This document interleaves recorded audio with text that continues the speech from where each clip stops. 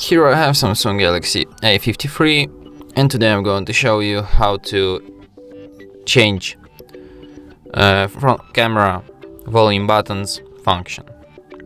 So firstly you have to open camera, go to its settings, and then go to the shooting methods. Press volume keys 2. And here you can select if you want to take a picture, record the video, zoom in or out, or just control system volume. And that's it. Thanks for watching. If you find this tutorial useful, don't forget to hit that like button and subscribe to our channel.